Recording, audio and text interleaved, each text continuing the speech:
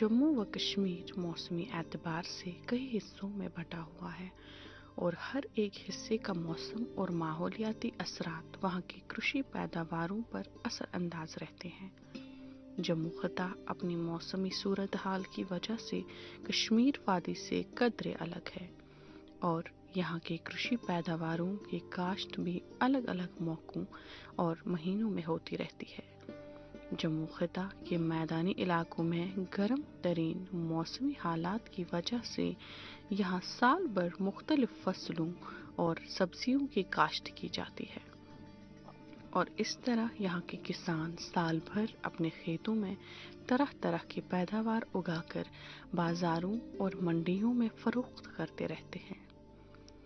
बेहतर और मुनासिब मौसमी हालात और ज़रख़ेज़ ज़मीन की उपलब्धि से यहाँ के किसान अब नए साइंसी तरीक़ों को अपनाकर न सिर्फ अच्छी खासी कमाई कर रहे हैं बल्कि अपनी पैदावारी सलाहियतों को बढ़ाकर मकामी ज़रूरतों को पूरा करने में भी कामयाब हुए हैं। निखिल रंधवा आरिसपुरा गाजी गांव के वो एक सफल किसान हैं जिन्होंने बिल्कुल कम वक्त में कामयाबी की वो दास्तानी रकम करवा दी जिनके चर्चे कृषि क्षेत्र में हर तरह गूंज रहे हैं। निखिल रंधवा ने सरकारी नौकरी को खैराबाद करके अपने गांव में साइंसी तरीके से सब्जियों और फलों की काश्त करके एक ऊंचा मकाम हासिल किया।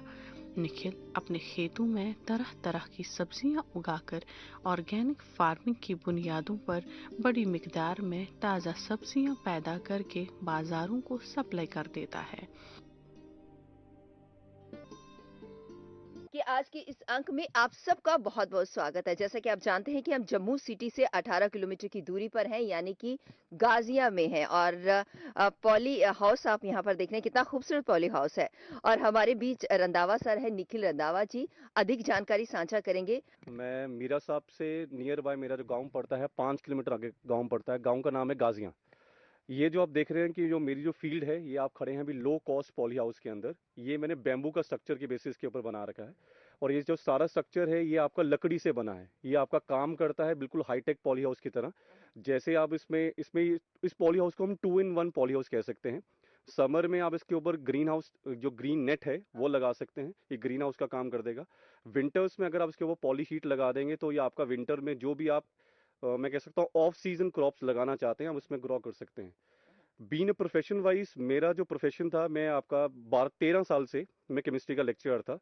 मैंने आपकी उस पोस्ट को रिजाइन अप किया आपका इसी अपने जो मेरा फार्मिंग पैशन था उस चीज को परस्यू करने के लिए। सर मैं बीच में आपको रोकना चाहूंगी। देखिए आप जॉब करते थे और हमारे जो युवा है वो जॉब की तरफ भाग रहे हैं, मतलब जॉब उन्हें मिलना चाहिए। हर वक्त तो हर किसी को नहीं मिल सकता। आपको मिला हुआ आपने छोड़ दिया, मतलब ऐसा क्या शौक हुआ? इससे आपको बेनिफिट हुआ या प्यार था आपका इसके लिए, क्या बात है? बेसिकली मैं अपने ग्रैंडफादर से काफी ज्यादा इन्फ्लुएंस्ड हूँ। वो मेरे लिए गॉड फादर हैं। तो मैं जब भी अपने आप को कंपेयर करता था, टीचिंग में बहुत अच्छा था। मेरा package near by 30 to 40 lakhs के अराउंड था पर एनम। मैं मनी वाइज मैं बहुत ज़्यादा सेटिस्फैक्ट्री था उसमें कि मैं ठीक है जितना अर्न कर रहा हूँ एवरेज अर्निंग के लिए काफ़ी अच्छा है। लेकिन विद रिस्पेक्ट टू टाइम में कहीं ना कहीं जब मैं पढ़ा के आता था मैं उस चीज़ को कंपेयर करता था अपने ग्रैंडफादर के साथ कि मुझे उनकी तरह कुछ ना कुछ फार्मिंग के अंदर, कुछ एग्रीकल्चर फील्ड के अंदर इनोवेटिव करना है।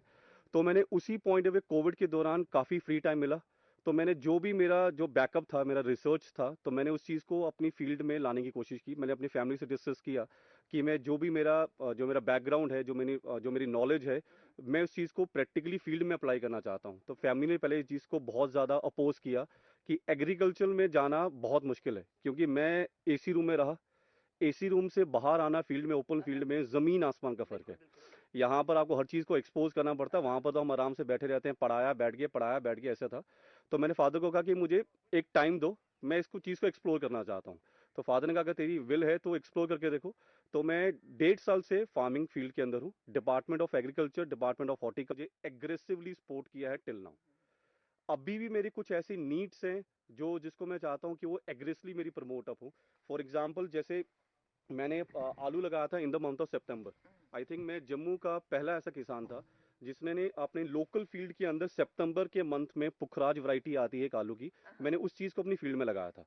तो मैंने उस चीज़ को जब मैंने उसको कल्टीवेट अप किया, मंडी में मुझे इसके भाव वगैरह अच्छे मिले। बाकी अगर ऑन फील्ड की बात की जाए, मैंने स्ट्रॉबेरी प्लांटेशन कर रखी है। नियर बाय मेरा 30 कनाल का एरिया है जहाँ पर मैंने स्ट्रॉबेरी की प्लांटेशन कर रखी है। स्ट्रॉबेरी प्लांटेशन के अंदर मैंने 4 डिफरेंट डिफरेंट टाइप के मैंने प्लांट्स उसके अंदर लगा रखे हैं। लाइक दैट ऑफ मैंने लगा रखा है आपका विंटर डॉन जो अर्ली वैरायटी है, उसके बाद नबेला लगा रखा है, उसके बाद मेरी एसए वैरायटी है, उसके बाद मैंने R1 लगा रखा है, उसके बाद मैंने R2 लगा रखा है, उसके बाद मेरी मलेशिया वैरायटी है। तो मैंने जो भी मैंने प्रैक्टिसेस अडेप्ट की हैं, मैं हर अपनी प्रैक्टिसेस के अंदर करना क्या चाहता हूँ कि मैं 3 सेगमेंट में अपनी चीज़ों को डिवाइड अप करता हूँ। एक आता है प्री, जो सबसे पहले निकल के आ जाए, और दूसरा जो आपका आएगा दैट इज कॉल्ड मिड, जहां पर आपका कॉमनली सबका काम क्रॉप आती है, उस टाइम मेरी भी आएगी। उसके बाद सबका आपका आएगा and, that is called post, जो सबसे लेट आती है। तो उसमें मैंने क्या देखा है, जब आपका मिड सीजन होता है उसमें आपको मार्केट प्राइसेस कम मिलते हैं क्योंकि मास का उस टाइम बल्क आता है। लेकिन जो आपका प्रो और जो पोस्ट एरा है उस केस में आप ही की मोनोपोली होती है। फॉर एग्जाम्पल मैंने कुकुब्रिड्स में लगा रखा है, एक वैरायटी लगा रखी है मैंने कंपनी की रोसान, और मैंने एक अमेजोन की वैरायटी भी लगा रखी है। उस वैरायटी में अगर मैं मंडी में जाता हूँ, मैं सिंगल कमांड होल्डिंग हूँ, जो मैं बिटर क्रॉप की क्रॉप लेके आ रहा हूँ अपनी मंडी के अंदर, और किसी का करेला लोकल में नहीं आता, वो भी ओपन फील्ड से। उसके बाद जब मेरा पुखराज आलू मंडी में गया था, आपका पंजाब से आलू आ रहा था, लोकल फील्ड का किसी का आलू नहीं गया था। तो उससे क्या हुआ, प्राइस बेनिफिट काफी ज्यादा मिले मुझे। देखिए सर, आप मार्केट प्राइस की बात कर रहे हैं, तो कभी ऐसा होता है कि जैसे मार्केट के लिए है, मंडियों के लिए बीच में एक बचोला जिसे हम कहते हैं, मीडियम पर्सन, तो आप क्या सोचते हैं कि वो बीच में आता है, वो नहीं होना चाहिए, डायरेक्ट होना चाहिए सरकार के साथ? इसके बारे में आप थोड़ा सा बताइए। डेफिनेटली ये चीज़ मुझे भी अखरती है कहीं ना कहीं जाके। फॉर एग्जांपल मैं अपना कोई भी अपना प्रोड्यूस लेके जाता हूँ मंडी में, वो मेरे से ही जैसे मैंने ब्रोकली लगाई, ब्रोकली मैंने 2 महीने लगा के हार्वेस्टिंग करके खत्म कर दी। जी जी गोभी लगाई थी मैंने समर के अंदर, ये आप मेरे डिपार्टमेंट में जो बहुत सपोर्ट अप किया था। जी जी समर में लोकल बंदे मैंने कमर्शियली आपका कोई नियर बाय आधे एकड़ में मैंने गोभी लगा रखी थी, वाइट गोभी। अब जब मैंने वो मंडी में लेके गया, मंडी में मुझे वो देते थे 40 रुपए किलो। जी जी मेरे सामने ये आपका ऑन रिकॉर्ड बात है, हाँ हाँ हाँ, मैं साइड में खड़ा रहा, मैंने इसको बेच दिया। उसने कहा मेरे को 40, आपका 40 में उठाऊंगा मैं ठीक है। 40 मेरे को लगा काफी अच्छा रेट है। मैं थोड़ा उसे पीछे हटा, वही बंदा 40 की 80 की बेच रहा था, मेरे 5 मिनट के फर्क के अंदर। तो तो देखिए वो जैसे आपने कहा अखड़ रही है, तो ये बात हमें भी अखड़ती है। आप सरकार से क्या कहना चाहते हैं कि इस तरह की मंडियां, जिससे हमारे कैसी किस तरह की मंडियां होनी चाहिए मैंने जिससे मैम आप इसका जी एक टेक्निकल अप्रोच जो मेरे माइंड ऑफ से लगता है, बिल्कुल बताइए। मैं टेक्निकल टीम से मिलना भी चाहूंगा, इसके ऊपर डिस्कशन करना चाहूंगा। मैं चाहता हूं कि किसान को डायरेक्टली सेलिंग पॉइंट्स दे दिए जाएं। बिल्कुल जो किसान एग्रेसिवली काम करना चाहता है उनको डायरेक्टली सेलिंग पॉइंट्स दे दो, मैं काम करूंगा। क्योंकि मैम मैंने मेरे को टीचिंग का ऑफर है यूके से, मुझे दुबई से टीचिंग का ऑफर है। मैं उस चीज़ को निग्लेक्ट करके इस चीज़ को लार्जर पैरामीटर पे लेकर लेना चाहता हूँ। मुझे बहुत सारे लोग कमेंट करते हैं, फेसबुक पे आता है, आपका व्हाट्सएप पे कमेंट्स आते हैं, कॉल्स आती हैं कि रंधावा साहब ये आप जो कर रहे हो ना, 2 साल के आप छोड़ने वाले हो, आप नहीं कर सकते, हमने कर करके छोड़ दिया है। रीजन मीन दैट प्रॉफिटेबिलिटी आप इस चीज़ को अटेन नहीं कर पाएंगे। अब मेरा जो कहने का पॉइंट है, अगर आप इस चीज़ को प्रॉफिटेबिलिटी बनाना चाहते हैं तो आपके पास सेलिंग पॉइंट्स होने चाहिए। बिल्कुल यही बात मैं कहना चाहती थी। जी दूसरा पॉइंट, अगर आपको सेलिंग पॉइंट मिलता है, मैं इस साल क्या करूंगा, अपना प्रोड्यूस मैं मंडी में नहीं लेके जाने वाला। मैं क्या करूंगा, कुछ आपके मेन मेन पॉइंट्स आपके आपके पॉइंट ऑफ किए हैं, त्रिकुटा नगर एरिया में, गांधीनगर एरिया में, सैनिक कॉलोनी में, रिहाड़ी एरिया में, जो आपकी पोस्ट लोकेलिटीज हैं। मैं वहां पर म्यूनसिपलिटी की हेल्प के साथ, डिपार्टमेंट ऑफ एग्रीकल्चर की हेल्प के साथ, डिपार्टमेंट ऑफ हॉर्टिकल्चर की हेल्प के साथ, मैं अपने वहां पर रेडिया लगा दूंगा। मैं डायरेक्टली किसान का जो प्रोड्यूस है मैं अपने कस्टमर को दूंगा। जो मिडिल मैन है, मैं आपने कभी नहीं देखा होगा, 1000 में से एक किसान होगा जो फॉर्च्यूनर में घूमता होगा, बिल्कुल लेकिन हर कोई मिडिल मैन फॉर्च्यूनर में घूमता है। ये बात सही डिफरेंस है ना। हाँ हाँ लगाया मैंने, मेहनत मैंने की, दिक्कत मेरी क्या है, मैं उसको बेच नहीं पा रहा हूँ, जी और जो बेच रहा है वो मेरे से ज्यादा मुनाफा कमा रहा जी है। मैं आलू लेके गया, मेरा आलू गया 16 रुपए किलो, वो भाई साहब 24 रुपए मेरे सामने बेच रहा है। देखिए मेहनत आप लोगों ने की और वो मजे ले रहा है, करना उसको कुछ नहीं कुछ नहीं करना, कुछ बस नहीं उसने बैठना है। वो बोलता है मेरे भी कंडे का रेट कितना है जी, ब्रोकली का, मेरी जब ब्रोकली गई थी, हाँ, हाँ, कंडे का रेट मेरा 30 रुपए है। हाँ, बाहर मार्केट में 100 150 रुपए किलो ब्रोकली जा रही है। जी तो हमारा जो लूप होल है ना, वो मिडिल मैन मैम हमें खा रहा है। आप अपने एरिया के, मैं ग्राउंड रियलिटी की बात करता हूँ, कोई यूट्यूब को देख के इन्फ्लुएंस नहीं होता। बिल्कुल मैं पूरी फील्ड में घुमा हूँ। मेरे को यहाँ पर इक्का दुक्का लोकल लोग मिलेंगे जो वेजिटेबल कल्टीवेशन करते हैं, बाकी सारे यूपी वाले ओवरटेक करते हाँ हैं। हाँ हाँ रीजन मीन दैट लोकल बंदा इस चीज में क्यों अपने आप को इंडल्ज नहीं कर रहा, क्योंकि लोकल बंदा फेडअप हो चुका है हाँ, हाँ, मंडी सिस्टम से। पहले जो मेरा एरिया है ना मैम, यहाँ पर 300 एकड़ के अंदर पोटैटो लगते थे, हाँ, हाँ, ये हब माना जाता था। हाँ, हाँ, आजकल आपको ढूंढने में जाओगे नहीं मिलेगा। अगर मैं किसी को इन्फ्लुएंस करता हूँ, मैंने किसी से बीज लेना है, तो मैं इन्फ्लुएंस करता हूँ, आओ मेरे साथ आलू लगाने चलो। कहते हैं नहीं यार, बाबा रेट नहीं लगना, 8 रुपए किलो रेट मिलना, 2 रुपए किलो रेट मिलना। कई लोगों ने लास्ट टाइम गोभी को उखाड़ा ही नहीं, फील्ड में ही बहा दिया। रीजन, मिडिल मैन आपको छोड़ता ही नहीं है। आपने ये बात बहुत अच्छी कही कि जैसे अलग-अलग जगहों पे आपने कहा कि हम खुद वैसे रेडियां लगाएंगे ताकि ये जो मिडल मैन है वह बाहर हो जाए। तो आप ये बताइए कि आपका जो डिपार्टमेंट है ना? डिपार्टमेंट आपकी किस तरह से मदद करता है? देखिए बहुत सारे लोग होते हैं उनको बहुत सारी सरकारी योजनाएं भी हमारी हैं। तो सरकारी योजनाओं का लाभ आम इंसान तक नहीं पहुंच पाता क्योंकि वो जागरूक ही नहीं है, उसे समझ ही नहीं है। तो आप इसके माध्यम से क्या कहना चाहते हैं? किस तरह से सरकारी योजनाओं को इन्हें लाभ मिल पाए, लोगों को, आम लोगों को मिल पाए? मैम, आपको कितना मिला और लोगों को कितना मिल पाया? जी। मुझे अभी तक तो डिपार्टमेंट ऑफ एग्रीकल्चर या डिपार्टमेंट ऑफ हॉर्टिकल्चर ने एग्रेसिवली सपोर्ट अप किया है, पर मेरा एग्रेशन 3 गुना ज्यादा है। मैं सर को ही बोलता हूँ, एसडीओ सर से मेरी काफी बार बात हुई है, जो मेरे हाई अथॉरिटी से मेरी बात हुई है, मैं बैकफुट पे नहीं खेलने वाला। आर या पार, मैं हारूंगा कोई बात नहीं, मैं तैयार हूँ। मैंने बहुत सारे फेलियर देखे हैं 1.5 साल के अंदर। मैंने बहुत सारी इनोवेशन की है। मैंने सर्दियों में वेजिटेबल लगाई, ग्रो बैग की जगह मैंने सीमेंट बैग के अंदर वेजिटेबल ग्रो करी, मैं उसमें सक्सीड किया। गर्मियों में मैंने आपकी गोभी लगाई, सब ने मजाक उड़ाया मेरा, सब हंसते थे मेरे पे। जो देखे जाता था, मेरे फादर को कहते थे, चौधरी साहब तुम्हारे मुंडे ने पैसा डुबोना, कुछ नहीं करना। मैं पापा को कहा था, पापा मुझे करने दो, मेरा काम आपको बोल के दिखाएगा कि मैंने करके मैं करूंगा। दिन रात मैंने एक ही उसके ऊपर पॉन्ड लाइनिंग लगाई। आप टाइम पे पहले आते तो मैं आपको दिखाता, मैंने वहां पर सर्दियों रेनी सीजन के अंदर हमारे एरिया में गोभी नहीं हो सकती है मैम। मैंने गोभी लगाई है with the help of pond line. Research, practically background में मैं हर चीज को डिटेलिंग में लेके जाता हूँ। ये आपको सामने वैरायटी दिख रही है, जोकोमो की वैरायटी है, नीदरलैंड का प्लांट है ये आपका। इस प्लांट की टमाटर की खासियत क्या है, 6 महीने तक मुझे लगातार फल देगा, लगातार। और इसको लगाए हुए खाली अभी आपका 46 डे है, आप देख सकते हैं यहाँ पर फ्लावरिंग आ रखी है। सीड में डिपार्टमेंट मुझे पूरा एग्रेसिवली सपोर्ट अप करता है। वो मुझे खुद बोलते हैं, निखिल जी कौन सी चीज लगानी है। मैम, एसडीओ डिपार्टमेंट आपका जो मेरे एरिया का हेड मुझे फोन करता है, निखिल जी आपने कौन सी चीज लगानी है, मुझे बिल दे देना, मैं आपके साथ खड़ा हूँ। इसका मतलब जो डिपार्टमेंट है पूरी तरह से ताउन करता है। तो अब आते हैं थोड़े बेनिफिट पे। देखिए सबसे बड़ी बात होती है अब कोई भी मेहनत करते हैं ना, तो अगर हमें फायदा होता है तो थोड़ा अच्छा लगता है, इससे परिवार चलता है। रोजगार की बात करते हैं तो आपके आगे कितने लोगों को आप रोजगार मुहैया करवा रहे हैं? ऑन एवरेज 5 लोग रेगुलरली मेरे साथ एसोसिएटेड हैं। देखिए आपके कारण 5 लोगों के घर चल रहे हैं, मैं ये कहना चाहूंगी, है ना? तो इसमें आप 5 लोगों को रोजगार मुहैया करवा रहे हैं। उनको रोजगार देने के अलावा आपको भी बेनिफिट होता है बीच में, तभी तो आप रोजगार दे पाते हैं। मतलब कितना तकरीबन, अगर महीने की या साल की बात कर लें तो कितना बेनिफिट मैंने है? जो ऑन रिकॉर्ड देखा है लास्ट टाइम, मेरे को जो मैंने वाटर मैंने लोमक्स मैंने लगाया था, मुझे उसमें 4,15,000 का नेट प्रॉफिट था। स्ट्रॉबेरी के अंदर मुझे एक कनाल में नियर बाय लाख सवा लाख रुपया नेट प्रॉफिट था। मैंने जो भी चीज़ें की हैं, आपका बीन्स लगाई मैंने, ऑफ सीजन मैंने बीन्स लगाई थी, मैंने वो एक कनाल ही लगाया था। एक कनाल में मैंने 95 या 97,000 के अराउंड मैंने इसमें ऑन अप किया। बिटर जो मैंने लगा रखा है, बिटर क्रॉट दैट इज जो करेला लगा रखा है मैंने, उसमें मुझे सबसे ज़्यादा बेनिफिट हुआ। उसमें मैंने आपका एक कनाल से कोई आपका नियर बाय 1,25,000 मैंने अर्न किया था। मेरा अभी भी क्रॉप चल रहा है वो। मैंने वो मचान बनाया था, मचान सिस्टम के ऊपर। पोटैटो में मैंने आपका मेरी जो इन्वेस्टमेंट थी पोटैटो फील्ड के अंदर 1 एकड़ के अंदर, इट वाज नियर बाय 47,000।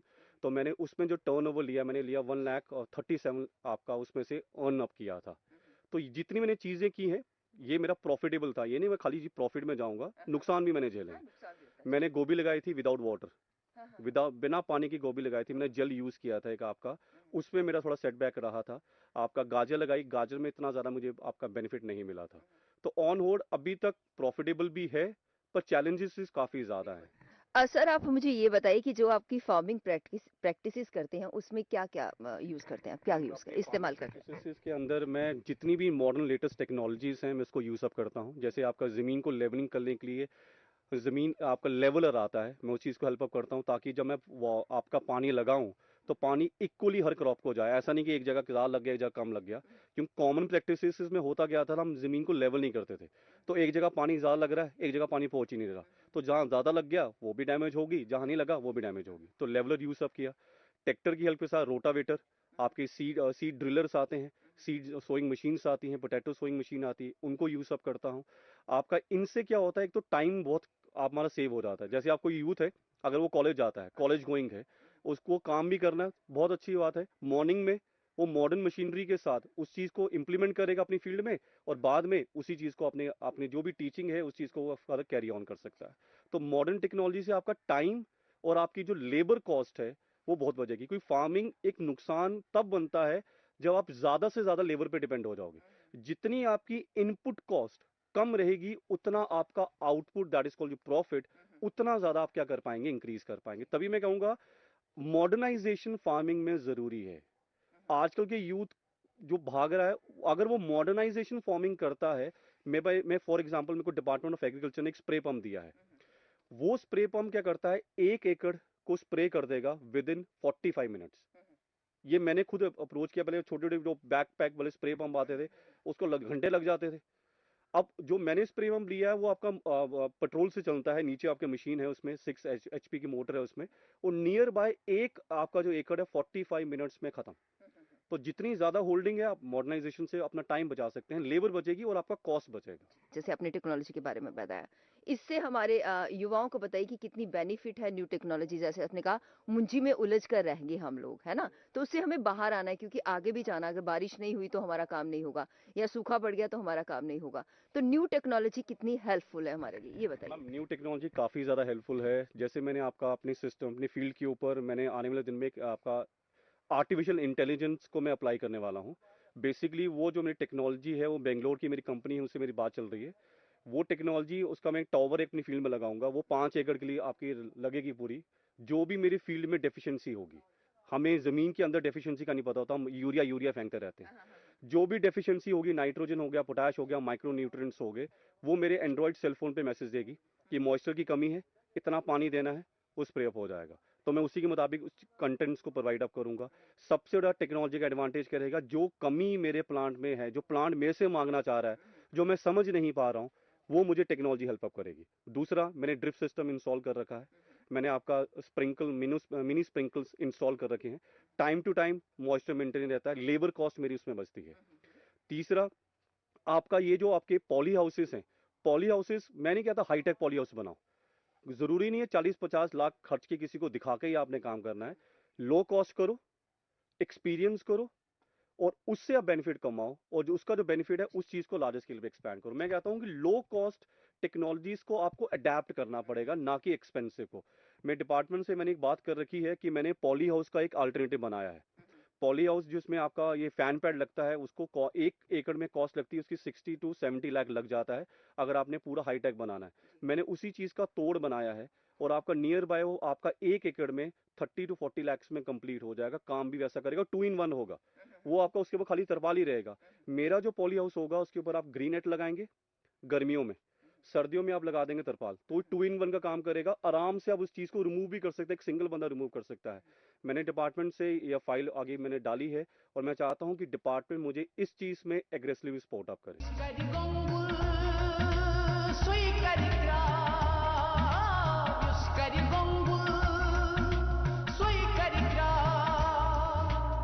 तो सर ये बताइए, जैसे ये बीन्स आपने लगाई हुई है ना? हाँ तो जी इसका क्या बेनिफिट है, किस तरह से लगाई जाती है, इस मौसम में लगाई भी जाती है कि नहीं, किस तरह से होता है? मैम, बेसिकली ये लगती तो इसी मौसम में है। मैंने अर्ली इसको कोई 2 महीना पहले लगा दिया था कि आका मैंने इसको रेट ज़्यादा अच्छे मिलने के लिए। ये जो मैंने बीन्स लगा रखी है, बेल वाली बीन्स हैं, सेमिनस की वैरायटी है। इसमें अभी तक मैं 6 प्लकिंग कर चुका हूँ। इसको चाहिए होता है ऊपर आपका ये जैसे जैसी ग्रोथ होती जाएगी, तो ये आपका जो पूरा मचान सिस्टम मैंने बना रखा है, ये उसके ऊपर पूरा का पूरा ओवरटेक कर देगा। जैसे इस तरह से आप हाँ, मतलब ये बताइए। जैसे जैसे आप देख रहे होंगे, ये इसकी जो कर्लिंग खुद होना स्टार्ट हो गई है। ये यहाँ से इसके नंबर ऑफ फ्लावर्स हैं, यहाँ से आपके फ्रूटिंग देखिए कितनी ज़्यादा एग्रेसिवली यहाँ पर फ्रूटिंग हो रखी है। रेट की बात करें, अभी तक इसका रेट तो काफ़ी अच्छा है। ये 45 से लेके 65 रुपीज़ के पर केजी के हिसाब से अभी तक आपकी मंडी में जा रही है। जी। तो ये बीन्स की बात आपने बताई, इसके अलावा आपने और क्या लगाया हुआ है मैम, यहाँ पे? इसी फील्ड में आप देख सकते हैं ऑपोजिट साइड पे जो मैंने मचान लगा सामने। रखा है। मचान ये मैंने आपका करेला लगा रखा है। ये जो करेले की वैरायटी है, ये आपके रोसान वैरायटी है। इसको भी नियर बाय लगे लगे आपका मैम, ये आपका 6 मंथ होगा। इसमें तो मैं अनकाउंटेबली पता नहीं मैं कितनी ज़्यादा प्लकिंग कर चुका हूँ इसकी। पूरा का पूरा मैंने मचान बना के है, पूरी की पूरी फील्ड करेले की है। तो इसमें करेले में मेरा प्रॉफिटेबिलिटी काफ़ी ज़्यादा अच्छी रही है। और अभी लोकल मार्केट में मेरा यहीं से आपका कमर्शियली जो करेला है, जो बड़े साइज का करेला है, वो कमर्शियली इसी साइड से जा रहा है अभी। सर ये जैसे ये स्ट्रॉबेरी है यहाँ पे, है ना? बहुत खूबसूरत स्ट्रॉबेरी नजर आ रही है। तो इसकी टेक्नोलॉजी के बारे में बताइए, इसके बारे में। बेसिकली स्ट्रॉबेरी का जो टेम्परेचर है वो आपका 18 से लेकर 23 डिग्री सेल्सियस तक आपका टेम्परेचर चाहिए, दैट इज ऑप्टिमम टेम्परेचर। अब यहाँ पर क्या हुआ है, ड्यू टू फॉग टेम्परेचर काफ़ी ज़्यादा डाउन कर गया, खासकर स्पेशली नाइट का टेम्परेचर। तो उस चीज़ को बेटा टेम्परेचर को मेंटेन करने के लिए हमने यहाँ पर क्या कर दिया, लो टनलिंग की है। तो यहाँ पर हमने 50 माइक्रोन की आपकी एक शीट आती है, प्लास्टिक मल्च शीट, उसको कवर अप कर दिया है 50 माइक्रोन की आपकी लो टनल के साथ। ये जो लो टनलिंग शीट है, इसका मेन ऑब्जेक्टिव क्या रहेगा कि आपका जो स्ट्रॉबेरी के प्लांट्स है, एक तो उसको आपका जो ये आपकी धुंध पड़ रही है उससे आपको प्रिवेंट अप करेगा, और साथ ही साथ एक किस्म का माइक्रो इन्वायरमेंट प्रोवाइड कर देगा, जिसके कारण जो आपका प्लांट्स है उसको जो ऑप्टिमम टेम्परेचर चाहिए वो प्रोवाइड अप करेगा। टेम्परेचर स्ट्रॉबेरी फ्रूट्स के लिए काफ़ी ज़्यादा इंसेंशियल है, क्योंकि स्ट्रॉबेरी का जो फ्रूट है वो आपका जो डार्क रेड कलर का होगा वो तभी होगा जब उसको ऑप्टिमम टेम्परेचर मिलेगा। तो ये जो हमने शीट रखी है इससे ऑप्टिमम टेम्परेचर मिलता है, तो हमारी जो फ्रूट का जो कलर है मार्केट में आपको टोटली डिफरेंट शेड मिलेगा, जिसके कारण इसका जो अभी मंडी में जो रेट है 250 ग्राम का जो बॉक्स का रेट है वो 80 से लेके 110 रुपए के बीच में जा रहा है, और ड्यू टू इसी टेक्नोलॉजी के कारण है ये।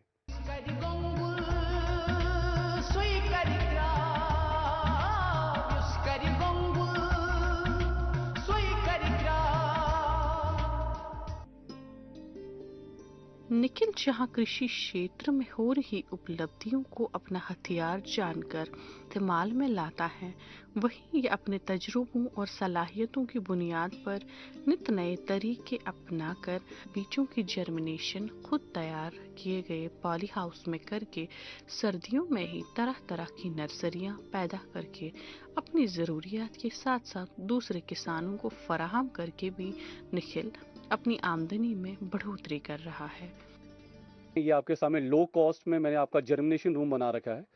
जर्मिनेशन रूम का सबसे बड़ा इम्पैक्ट क्या रहेगा कि आप इसमें ऑफ सीजन की जो सीडलिंग है वो आप तैयार कर सकते हैं। ये जो आपका जर्मिनेशन रूम है इसमें अप्रोक्सीमेटली 2,15,000 सीडलिंग मैं तैयार करता हूँ अपने खुद के लिए, और कुछ सीडलिंग्स को मैं यहाँ पर बेचता भी हूँ। आप देख सकते हैं इस साल जो मैंने आपका मोड ऑफ टेक्नोलॉजी है वो डिफरेंट कर दिया है। ये मैंने आपका डिकम्पोजेबल ग्लास लिया है, उसके अंदर मैंने सीडलिंग लगा रखा है, और आप देख पा रहे होंगे यहाँ पर आपकी जो सीडलिंग है वो ग्रो भी कर चुका है। यहाँ पर जो मैंने सीडलिंग लगाए हैं, इन सीडलिंग्स के अंदर हमने मक्स मेलन, वाटरमेलन, आपका बिटर गॉड, आपका कुकम्बर, उनकी सीडलिंग्स को मैंने यहाँ पर लगा रखा है। अब पॉइंट आता है कि हम लोग इस चीज को सीडलिंग ट्रे के अंदर भी ग्रो करवा सकते थे, तो इतना ज्यादा एक्सेस में कोकोपीट डालने की जरूरत क्यों पड़ी, इतना लार्ज कंटेनर लेने की जरूरत क्यों पड़ी। जो हम लोग सीडलिंग ट्रे यूज करते हैं जिसको प्रो ट्रे बोला जाता है, उसका इम्पैक्ट क्या है, उनका साइज बहुत कॉम्पैक्ट होता है। साइज कॉम्पैक्ट होने के कारण जो वाइड रूट्स बनती हैं, जो डेवलप करती हैं, उन वाइड रूट्स का जो आपका मूवमेंट है वो आपका राउंड राउंड घूमना स्टार्ट कर देती हैं। अब इसके अंदर इम्पैक्ट क्या रहेगा कि जो वाइड रूट्स हैं वो डीप तक जाएंगी, और उसको मैं बड़े आसानी से अपनी जो मेन फील्ड है उसके अंदर मैं ट्रांसफर कर दूंगा। हाँ, इसमें एक चीज का आपको खासकर ध्यान रखना है, जो भी किसान इस टेक्नोलॉजी को अपनाएंगे वीडियो देखने के बाद, एक चीज का ध्यान रखिएगा, जब भी आप प्लांट को ट्रांसफर करेंगे एक चीज का आपने कंफर्म ध्यान रखना है कि इसका जो रूट सिस्टम है आपको हिलाना नहीं है। कैसे करेंगे, आप क्या करेंगे, जो मेन फील्ड है, मेन फील्ड में अंदर पहले ही कप के मुताबिक छेद कर देंगे, फिर आप कोकोपीट को वहां पर ट्रांसफर कर देंगे। फायदा क्या रहेगा, विद इन 4 डेज आपका जो वाइड रूट्स हैं वो आपके सॉइल को पकड़ लेंगी, और आपका जो एडवांटेज है मंडी में बहुत ज्यादा रहेगा।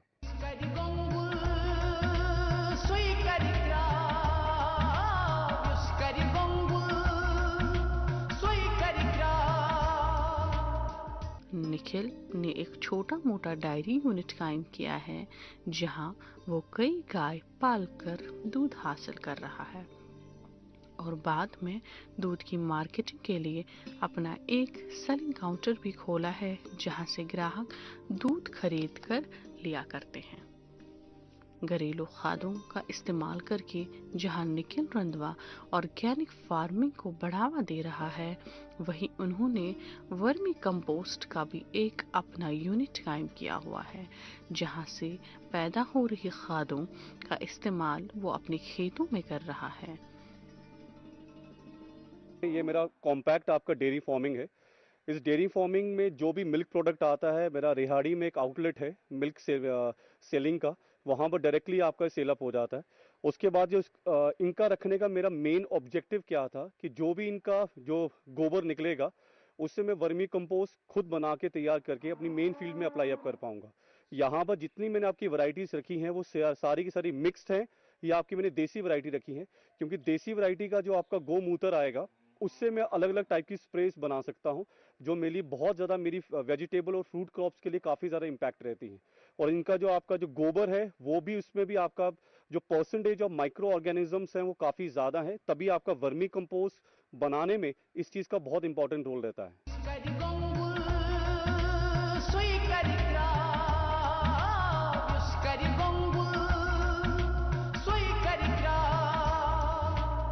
बहुत सारे यूथ हमें इसे देख रहे हैं जो हमेशा रोजगार की तरफ भागते हैं कि हमें रोजगार तो सबको चाहिए, वो चाहते हैं कि गवर्नमेंट जॉब ही होना चाहिए, उसके अलावा हम कुछ नहीं करेंगे। लेकिन देखिए आपने जैसे गवर्नमेंट जॉब छोड़ दिया, इतना बड़ा जॉब छोड़ दिया और अच्छी पोस्ट पे थे और आपने नेट क्लियर करा, गेट क्वालिफाई किया और उसके बाद भी आप इस फील्ड में आए।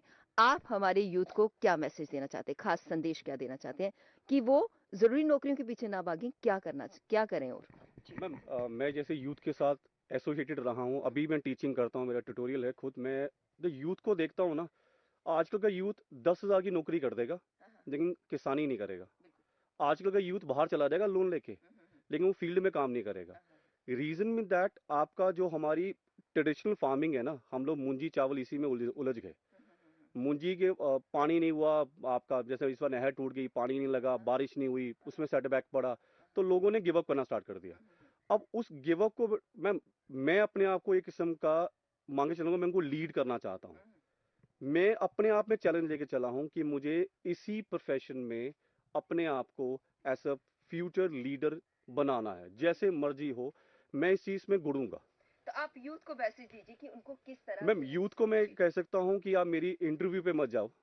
ऑन रिकॉर्ड में कुछ भी बोल सकता हूँ, डिपार्टमेंट है, कैमरा मैन है, मैं भी कुछ भी फेंक सकता हूँ। वीडियोस पे मत जाओ। मेरा एरिया है गाजियाँ, लोकल हूँ, कहीं का बाहर नहीं हूँ। गाजिया में आओ, कॉन्टैक्ट नंबर शेयर करूंगा, बिंदास कभी भी मेरे से कोई भी डिटेलिंग चाहिए, कुछ भी हेल्प चाहिए, मैं हेल्प करने को तैयार हूँ। मैं चाहता हूँ कि यूथ जो बाहर भाग रहा है सारा का सारा क्लब अप हो, क्योंकि अकेले मैं से कुछ नहीं होता, हमसे बहुत कुछ हो सकता है। देखिए सर, जैसा आपका ड्रेसअप है, अब कहते हैं कि किसानों को खेतों में मेहनत मेहनत तो वो लोग करते हैं, लेकिन उनकी ड्रेस गंदी हो जाती है। वो जैसे यूथ है उसमें नहीं आना चाहते क्योंकि उनको लगता है कि उनको कॉलेज जाना है, स्कूल जाना है और उसके बाद उनकी जो ड्रेस है वो खराब हो जाएगी। लेकिन आपको देख के नहीं लगता, देखिए आप बिल्कुल ड्रेसअप है। किस तरह से ये मैनेज कर लेते हैं आप? बेसिकली अगर मैं अपना शेड्यूल की बात करूं, मैं टीचिंग भी कर रहा हूं, मैंने टीचिंग छोड़ी नहीं है। मेरा ट्यूटोरियल मैं वहां पर ऑन करता हूं। मेरा जो वर्किंग आवर है 5:30 तो लेके आपका 12 o'clock मैं वहां होता हूं। उसके बाद मैं आपका 12 से लेके 2 बजे तक अपनी फील्ड पे होऊंगा। उसके बाद जो मेरी वाइफ है वो मेरी फील्ड को ओवरटेक करेगी। हमने पूरा का पूरा शेड्यूल बना के रखा होता है कि आज इस क्रॉप में इस चीज़ को स्प्रे अप करना है। ये हमारा शेड्यूल पहले ही एक दिन पहले तैयार होता है। तो हम पूरा रिटर्न लिखते हैं कि आका इस चीज़ को इस दिन को मैंने ये चीज़ डालनी है, ये इतना डालूंगा, ये इफेक्ट है। तो हमने उस चीज़ को पूरा एनालाइज करके रखा होता है। तो उसके बाद मैं चले जाता हूँ आपका 2 बजे, 2 से लेकर 7 बजे तक मेरी क्लास होगी। तो वाइफ मेरे करेगी, पूरा संभालेगी। तो मैं ये कह रहा हूँ कि टीचिंग के साथ साथ मैंने इस चीज़ को भी ओवरटेक किया है। मेरी वाइफ भी मेरे साथ कंधे से कंधा मिला के चल रही है, मैं अकेला नहीं हूँ। मैंने पहले कहा मैं कभी कुछ नहीं हो सकता, हम होता है। तो मैं जब जाता हूँ मैं उसको उसको समझा के जाता हूँ कि ये चीज़ करनी है। किसी चीज़ की डेफिशिएंसी हो, हम डिपार्टमेंट को अप्रोच अप करते हैं। तो ये सब चीज़ें मिलके चल रही हैं। आज वो टाइम नहीं रहा मैम, अगर आप सोचो कि मैं एक ही किसानी करता रहूं, आप किसान के साथ बाकी चीज़ें जो आपका बाकी चीज़ें वर्क जो डेली वर्कअप है वो कर सकते हैं। आपको किसी पे डिपेंड होने की ज़रूरत नहीं। और मैं अपने एरिया वालों को ये मैसेज देना चाहूँगा, चाहे वो मेरी बात माने या ना माने, इन दैट केस अपनी ज़मीन को किसी को ठेके पे मत दो। मैं आने वाले इसी साल में माइट भी, अगर जिसको जमीन देनी है मेरा नंबर लीजिएगा, मेरे साथ कांटेक्ट करो, मैं आपके साथ कांटेक्ट फार्मिंग करने को तैयार हूं।